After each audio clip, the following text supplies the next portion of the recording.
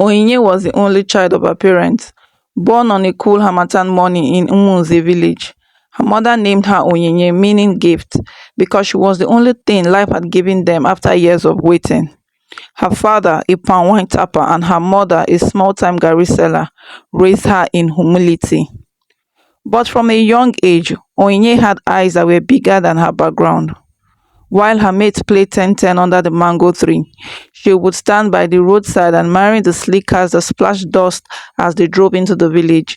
She would stare at women returning from the city with polished nails, leather handbags, and perfume that lingered in the air long after they had passed.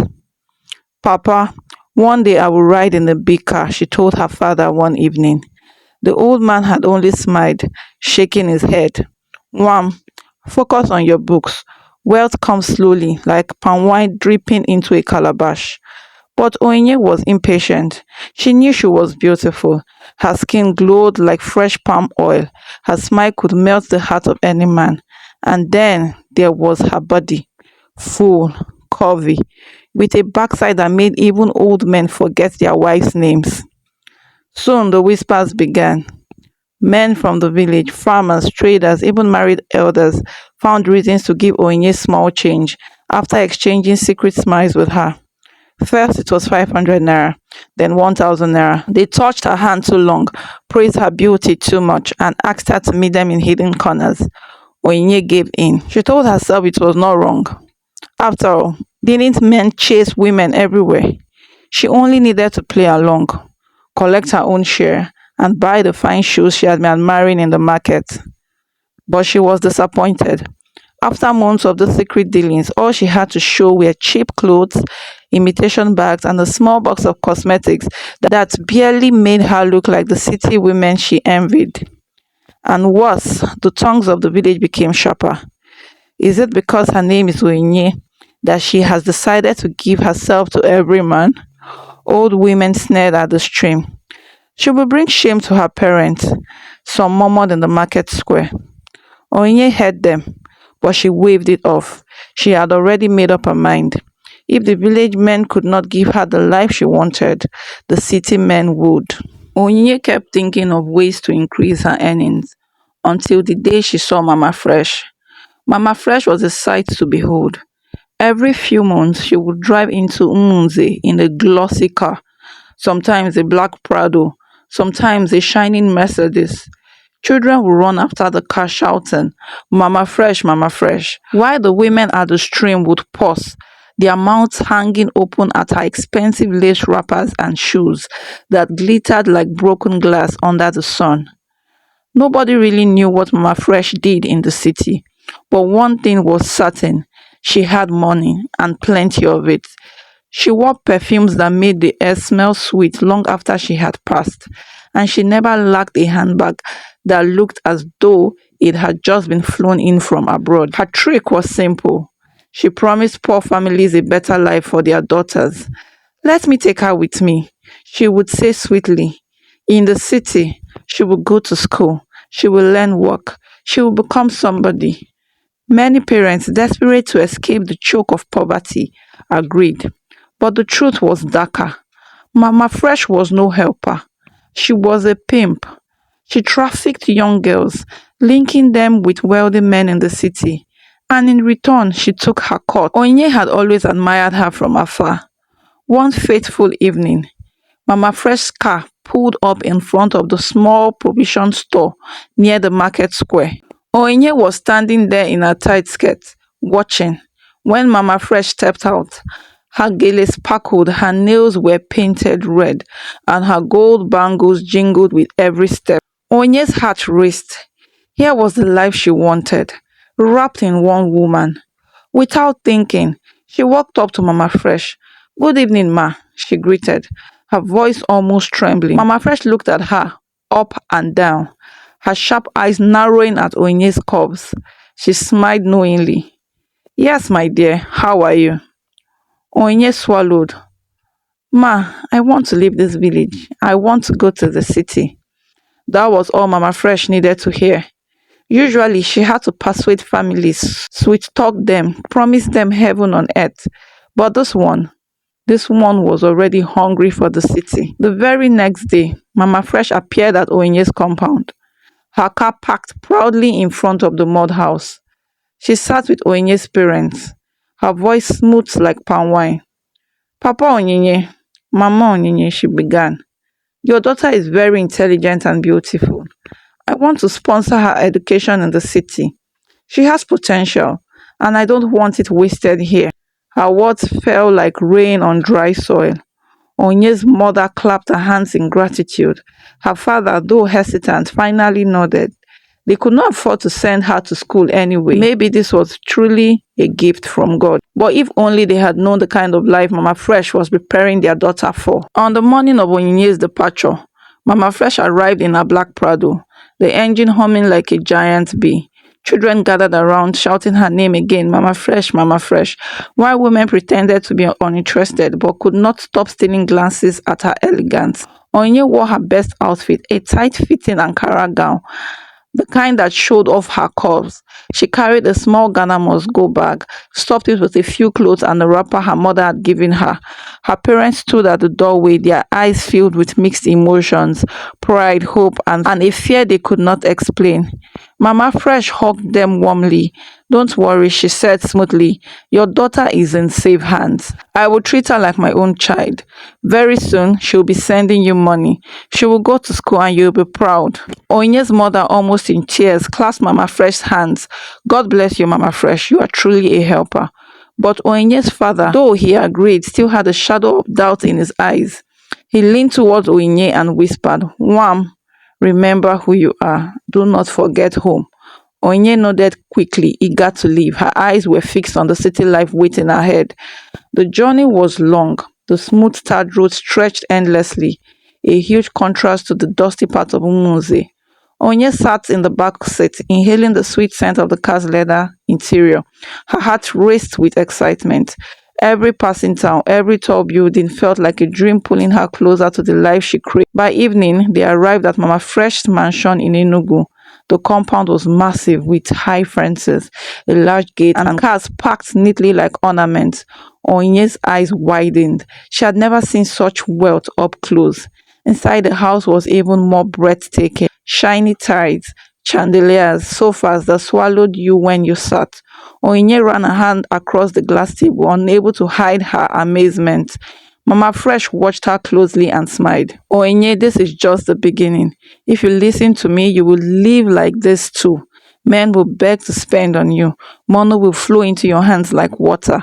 All you need to do is to use what you already have, your beauty, your body. Onye's heart skipped. She had expected glamour, yes, but the way Mama Fresh's words came out, heavy and certain, made her pause for a moment. Yet when she looked around at the gold-plated walls and the big flat-screen television, her hesitation melted away. She wanted this life. She wanted it badly. And Mama Fresh knew she had caught her newest fish. The first few days in Mama Fresh's house felt like paradise. Onyinye was served meals she had only dreamt of. Fried rice with chicken, cold soft drinks, and bread so soft it melted on her tongue. She slept on a bed that sank beneath her weight, covered with bed sheets that smelled of roses. Mama Fresh treated her kindly at first, as though she were truly the guardian angel her parents believed she was. Rest, my dear, she said. The city is not a place you rush into, but when the time comes, you will shine. Onyinye spent her afternoons standing on the balcony, watching the city buzz with life. She saw women in designer clothes, men in polished cars, and children in neat school uniforms. Her desire grew stronger with each passing day. She wanted to be among them, not as a servant, but as a queen. Then one evening, Mama Fresh called her into the sitting room. She was seated in her flowing gown, sipping wine. Two other young girls were with her, both heavily made up and dressed in revealing clothes.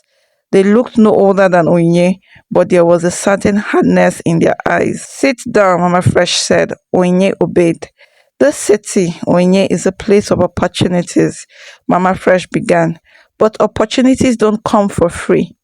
You see those men driving big cars, those chiefs in fine agbadas. They have money, and money is what you need if you want to live well. Luckily, you have what they want. Onyinye's breath caught in her throat. She had suspected this moment would come, But hearing it so plainly still shook her. Mama Fresh smiled and gestured towards the other girls. Chiamaka and Ifoma here are like you. They came from small villages. But look at them now. They send money to their families. They buy things for themselves, all because they use their beauty wisely. The girls exchanged quick glances with Onyinye, their lips covered in knowing smiles. Mama Fresh leaned closer, her perfume strong and sweet. Tomorrow you will meet a friend of mine. He's a businessman, generous. You don't need to worry about anything. Just look beautiful, smile, and be pleasant. Do this well, and you will never regret leaving your village. Onye's heart pounded. A part of her remembered her father's whisper. Remember who you are. But when she looked again at Mama Fresh's diamond bracelet, the chandeliers above, and the girl's shiny handbags, her fear was swallowed by desire. That night, she couldn't sleep. She tossed and turned on the soft bed, imagining herself in fine clothes, walking into a village with the whole town staring in envy. By morning, Onyinye had made up her mind. Whatever this assignment was, she would do it. She was ready. The next morning, Mama Fresh handed Onyinye a short red gown and a pair of glittering high heels. Wear this, she instructed, and don't be afraid to walk like you own the world. Onyinye slipped into the gown. It hugged her body tightly, showing every curve, especially the one feature that made men turn white, her full round backside. When she stepped into the mirror, she almost didn't recognize herself. She looked like the women who she had admired for years. Bold, daring, expensive. Mama Fresh clapped her hands. Onyinye, my dear, you were born for this. A car arrived to pick them up. It was another black SUV, the type Onyinye had only seen in movies. They dropped to a tall hotel in the heart of Enugu, the kind with glass doors that slid open automatically, and security men who bowed slightly as Mama Fresh walked in. Inside, in the VIP lounge, sat a man in his mid-50s, his pot belly pressed against his agbada, and his fingers glittered with chunky gold rings. He smelled of expensive perfume and spoke with the lazy confidence of a man used to having his way. Mama Fresh, he greeted warmly, rising to hug her. Then his eyes fell on Onyinye. They lingered there, roaming boldly from her head to her waist, then settling on her backside. His lips curved into a satisfied smile. This must be the one you told me about, he said. Mama Fresh chuckled. Yes, Chief. This is Onyinye, young, fresh, and beautiful. She's a good girl and she knows how to make people happy. Onyinye's cheeks burned, but she forced a smile. Chief signaled for them to sit. Drinks arrived. He spoke mostly to Mama Fresh, but his eyes never left Onyinye. Later, when Mama Fresh excused herself to take a phone call, Chief leaned closer. My dear, do you know how beautiful you are? His voice was thick, almost like a whisper. If you treat me well tonight, you will not lack anything. Onye's stomach twisted with nerves. This was the moment Mama Fresh had prepared her for.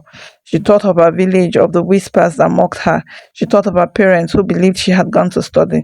Then she thought of the shiny shoes she could buy, the big handbags, the life she dreamed of. That night, in a suit filled with cold air from the air conditioner, Onyinye gave herself to the businessman. In the morning, he handed her an envelope. Inside was 100,000 naira, money that made Onye's hands shake with excitement. She had never held so much at once. When she returned to Mama Fresh's mansion, she felt different, powerful, changed. The shame she felt earlier had been drowned by the thrill of wealth. Onyinye looked at Mama Fresh and whispered, I am ready for this life. And Mama Fresh, smiling slyly, replied, Good, because this is only the beginning. Onyinye's life changed quickly. The girl who once fetched water from the stream in Umunze now lived in a mansion with chandeliers, marble floors, and wardrobes filled with gowns she never imagined she would wear. After her first assignment, the floodgate opened. Mama Fresh had a long list of contacts, chiefs, politicians, businessmen, even pastors who hid their desires behind holy words. Each one wanted Onyinye, and each one paid heavily for her time. Soon, Onyinye no longer trembled with nerves when she walked into a hotel lobby. Instead, she carried herself like a queen, heads turned when she passed. Men stared, some in admiration, some in jealousy. She had mastered the art of swaying her hips, of letting her smile linger just long enough to hook attention. Money began to pour in. 100,000, 200,000, sometimes even more. She filled her wardrobe with shoes that sparkled, handbags that smelled of leather and class, and wigs that made her look like a Nollywood star. At night, when she and the other girls gathered in Mama Fresh's sitting room, they laughed over their experiences and counted their money like children counting sweets. Onye's phone never stopped buzzing, men calling, begging, offering gifts. She had entered a circle of city big girls. But with the money came new habits. Onye started sending small amounts back home to her parents, telling them she had found a sponsor who was helping her schooling. Her mother bragged at the stream. My Onyinye is now in the city. She's going to school. Soon she will build us a fine house. The truth, of course, was hidden, but Onyinye didn't care. She loved the envy in people's eyes whenever she returned to the village with Mama Fresh, stepping down from the glossy car in her expensive clothes. The same villagers who once mocked her now whispered in awe, "See Onyinye, city has changed her. Oh." What they didn't know was that every laugh, every handbag, every flashy shoe came at a price. The price of her body, her innocence, her soul. Still, Onye told herself it was worth it. She had escaped poverty. She was living the life she once dreamed of. Yet, in the quiet moments when the lights were off and the city noise faded into silence, something heavy always sat in her chest. A question she tried hard to ignore. How long can this last? The money kept flowing, and Onye's name was now whispered in high circles. Chiefs requested her by name. Businessmen argued over who would take her for the weekend, and Mama Fresh's pockets grew fatter with every deal. But the city was not as sweet as it first tasted. It started one night when Onyinye returned from a date with a wealthy importer. She walked into Mama Fresh's house looking pale and shaken. The man had been rough, treating her less like a queen and more like an object he had paid for. When she tried to complain, Mama Fresh only laughed. "My dear, men with money behave like that sometimes. Enjoy it. Was it not you who collected 300,000 from him? Enjoy your money and forget the rest." Onyinye forced a smile, but deep inside something cracked. Not long after, she began to notice how quickly some of the other girls disappeared. One week, Chiamaka would be laughing with her over suya. The next week, her bed was empty, her belongings gone. Onyinye asked Mama Fresh once, "Where is Chiamaka?" But Mama Fresh only waved her hand. "She traveled. Don't ask so many questions." Whispers among the girls told a different story. Some had fallen ill, some had been beaten badly by jealous wives, and some simply vanished without trace. But no one dared question Mama Fresh directly. Then came the scare that shook Onyinye. One afternoon at the clinic where Mama Fresh sometimes took the girls for routine checks, the nurse pulled Onyinye aside. Her voice was low but firm. "Be careful, young lady. This lifestyle is dangerous. Many girls come here, and some don't last long. Protect yourself before it's too late." Onye's heart raced. She laughed nervously, pretending not to care, but the words stayed with her like a stubborn echo. As she sat in her lavish room staring at her new iPhone, Onye remembered her father's warning before she left the village. "Remember who you are." For the first time, she wondered if she had already forgotten. But just as doubt began to creep in, her phone buzzed. It was a message from another wealthy client, one of Mama Fresh's specials. He was offering her 500,000 naira for a weekend trip to Abuja. 500,000? More money than her father would see in 5 years. Onyinye looked at her reflection in the mirror. She saw the designer gown, the polished nails, and the glittering earrings.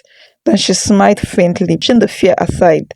"This is the life I chose," she told herself. "I cannot stop now." The Abuja trip was unlike anything Onyinye had ever experienced. The man who had requested her was called Alhaji Musa, a powerful oil dealer with connections in high places. When his private driver picked her up from Enugu, she already felt like a celebrity. They arrived at a five-star hotel in Abuja, the kind she had only seen in movies. The marble floors shone like mirrors, chandeliers sparkled above, and uniformed attendants bowed as they walked past. For 2 days, Onye lived like a queen. Alhaji showered her with gifts, gold jewelry, a brand new iPhone, and crisp bundles of cash. She ate meals she couldn't pronounce, bathed in a bathtub bigger than her mother's entire kitchen, and felt as though she had finally arrived at the life she craved. But everything changed on the third night. When Alhaji returned to the shoot, his mood was different. He carried a leather bag and placed it on the bed. One by one, he brought out its content: handcuffs, a blindfold, and other strange items Onyinye had only seen in movies. Her stomach knotted instantly. "Tonight, I want something different," Alhaji said, his voice low but firm. Onyinye's smile faltered. "Alhaji, please, I don't do this type." Before she could finish, his palm landed across her face with a sharp slap. The sound echoed in the room. Her cheek burned. Fear flooded her body, but Alhaji was relentless. When she tried to resist, his strength overpowered her. The night was long, filled with pain, force, and shame. By the time it was over, Onyinye lay bruised, trembling, and broken. Her arms bore red marks, her face was swollen, and her once radiant beauty looked almost unrecognizable in the mirror. She wanted to cry, to run, to scream, but on the bedside table sat an envelope, fat with cash, 500,000 naira. When Alhaji left, she dragged herself to the mirror again. She barely knew the face staring back at her, bruised, swollen, haunted, yet her trembling hands still reached for the money. Back in Enugu, Mama Fresh welcomed her with excitement. "Well done, Onyinye," she clapped. "You see, the bigger the men, the bigger the reward. Don't mind the pain, it will heal, but the money will change your life." Onyinye forced a laugh, hiding her scars under her makeup. She told herself she was strong, that this was just the price of luxury. But deep inside, a seed of fear had taken root. For the first time, Onyinye wondered if this life she had chosen would one day destroy her completely. Onyinye thought she had seen it all, but life in the city still had darker paths waiting for her. After the Abuja incident, she tried to recover, but trouble found her again. During one of her trips to Lagos, she was caught in a storm she didn't expect. The wife of a wealthy businessman had walked in on them in the hotel room. Before Onyinye could even cover herself, the woman pounced on her with blows and slaps. Onye's wig flew across the room, and she was dragged by the hair until her face was swollen. By the time Mama Fresh rescued her from the hotel, her lips were bleeding and her eyes were puffed shut. "Endure, my dear," Mama Fresh told her, rubbing balm on her bruises. "This is part of the life. The money will heal your wounds." Onyinye swallowed her pain, convincing herself that the luxuries were worth the humiliation. But then came another client, one unlike any other she had met before. He was new in town, and according to Mama Fresh, he paid in dollars. Onyinye's ears perked up at the sound of that. When they met, he was well-dressed, soft-spoken, and direct. "I'll give you $2,000, he said, placing the crisp notes on the table. "But I have a specific request." Onyinye leaned forward, curious. "I want a lady who is on a monthly period," he said without blinking. Her stomach turned immediately. "What? That is not normal," she stammered. The man only smiled, sliding the money closer. "Think about it." That night, Onyinye ran to Mama Fresh, half expecting her to refuse such madness. But instead, Mama Fresh laughed. "My dear, calm down. Some men have strange desires. It's not a big deal. Is it not just a few days? And look, $2,000 is not small money." Onye's heart wrestled with disgust and desire, but the thought of holding that much money in her hand finally won. She agreed. The encounter went by without drama, and true to his word, the man paid her in full. For the first time in her life, Onyinye held more than $1 million worth of cash at once. She felt rich, untouchable, unstoppable. But a few weeks later, things changed. It started with strange cramps, then heavy bleeding. At first, Onyinye thought it was her normal cycle, but the blood wouldn't stop. Day after day, week after week, she bled. Her body weakened. She fainted twice and was rushed to different hospitals. Doctors ran test after test, but nothing was found. "Medically, you are fine," they said. Yet Onyinye was not fine. She grew pale, her skin lost its glow, and her once famous beauty faded quickly. At night, she would lie in bed, clutching her stomach, crying silently. For the first time since she left her village, fear consumed her. The designer bags on her shelf mocked her. The words of money in her drawer couldn't buy back her health. And the mirror reflected a girl she no longer recognized. Onyinye, the gift, had finally begun to unravel. The bleeding never stopped. Weeks turned into months, and Onye's body wasted away. Once the center of attraction, she now hid indoors, too weak to even wear the clothes she once flaunted. Her big backside, the very thing that had opened doors of desire, now looked shrunken. Her beauty reduced to hollow cheeks and trembling hands. At first, she believed money would save her. She sold her designer bags, shoes, wigs, and jewelry. Each time she raised cash, she rushed to one hospital after another. Enugu, Lagos, Abuja, even as far as Port Harcourt. But no matter where she went, the doctors all said the same thing. Medically, you are fine. We can't explain the bleeding. Her fortune drained quickly. The same money that once made her parents proud, the same money that bought luxury and attention, now disappeared into endless medical bills. When everything was gone, she realized she was left with nothing but her sickness. Mama Fresh grew impatient. Onyinye, you are finished, she hissed. You can't bring in money, and you can't take care of yourself. You know I don't run a charity. With that, Mama Fresh sent her packing. Weak, penniless, and desperate, Onyinye dragged herself back to the village. When her parents saw her, they froze in shock. The radiant Onyinye they once knew was gone. Before them stood a frail shadow of a girl, her wrapper stained with blood, her eyes sunken, her body trembling. Her mother burst into tears. Onyinye, my gift, what happened to you? Onyinye's voice cracked as she whispered, Mama, I chased the world. I thought beauty and money were everything. I gave myself away, but in the end, I lost it all. Her father fell to his knees, pounding the earth with his fist. The city has destroyed my only child. But in the village, tongues wagged without pity. Women shook their heads at the stream, whispering, They don't use this one. Others added cruelly, So all her runs, money no reach to save her life. Some pitied her, while some felt she deserved it. Onye heard the gossip, each word pierced her like a knife. The girl who once made heads turn now brought only mockery. That night, as rain poured heavily outside, Onye's strength gave way in her mother's arms. She exhaled her final breath, quiet, weak, empty. The village mourned, but her story became a warning. Mothers told their daughters, Don't be like Onyinye. Fathers told their sons, Luxury without dignity is death. And so Onyinye, the girl whose name meant gift, became a bitter lesson. She had gifted herself to the world, and the world had chewed her, spat her out, and left her with nothing but an early grave. Her name lived on, not in honor, but as a cautionary tale whispered by many lips. So if you made it to the end of the story and you haven't still subscribed, what are you waiting for? Subscribe. Please subscribe. Like, share, and subscribe. Thanks. See you at the next one.